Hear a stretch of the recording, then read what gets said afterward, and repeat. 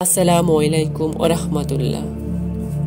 আজকের ভিডিওতে আমরা আলোচনা করব সূরা ফিলের অলৌকিক কাহিনী, যা কোরআন, হাদিস ও ইসলামী ইতিহাসে বিস্তারিতভাবে বর্ণিত হয়েছে। এই ঘটনা ঘটে রাসূল সাল্লাল্লাহু আলাইহি সাল্লামের জন্মবর্ষে, যাকে বলা হয় আমুল ফিল, হাতির বছর। ইয়েমেনের গভর্নর আবরাহা সানআ শহরে বিশাল একটি গির্জা নির্মাণ করে চেয়েছিলেন মানুষ যেন কাবা শরীফের পরিবর্তে সেখানে উপাসনা করে।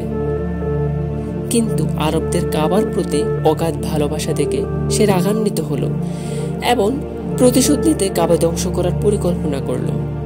সে বিশাল সেনাদল প্রস্তুত করল এবং সাথে আনলো বহু হাতি, যার মধ্যে সবচেয়ে বড় হাতির নাম ছিল মাহমুদ। আবরাহা মক্কার দিকে অগ্রসর হলে চারপাশে উপজাতিদের ধ্বংস করল। অবশেষে মক্কার কাছে এসে কুরাইশদের নেতা আব্দুল মুত্তালিবের সাথে সাক্ষাৎ করল। তার উট নিয়ে নেওয়া হয়েছিল। তিনি উট ফেরত চাইলে আবরাহা অবাক হলো এবং বলল, আমি ভেবেছিলাম তুমি কাবার জন্য দরবার করবে, অথচ তুমি উট চাইছো। তখন আব্দুল মুত্তালিব বললেন, আমি উটের মালিক, তাই উট চাইছি, আর কাবার মালিক তো মহান রব্বুল আলামিন, তিনি নিজেই কাবাকে রক্ষা করবেন। এরপর আবরাহার সেনাদল কাবার দিকে অগ্রসর হলো, কিন্তু প্রধান হাতি মাহমুদ কাবার দিকে এক কদমও বাড়ল না। যতই তাকে চালাতে চাওয়া হোক, সে কাবার দিকে চলল না, বরং অন্যদিকে ফেরালে সহজে চলত।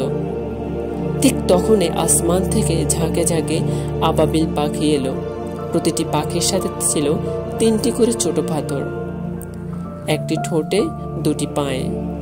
তারা সেই পাথর সৈন্যদলের গায়ে নিক্ষেপ করতে লাগলো।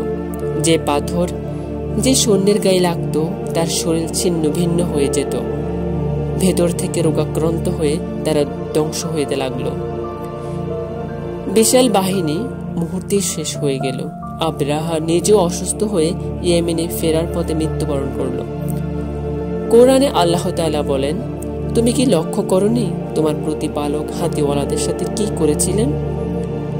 তিনি কি তাদের চক্রান্ত ব্যর্থ করে দেননি? তিনি কি তাদের বিরুদ্ধে পাঠিয়েছিলেন ঝাঁকে ঝাঁকে পাখি, যারা তাদের উপর নিক্ষেপ করেছিল কাদামাটির পাথর?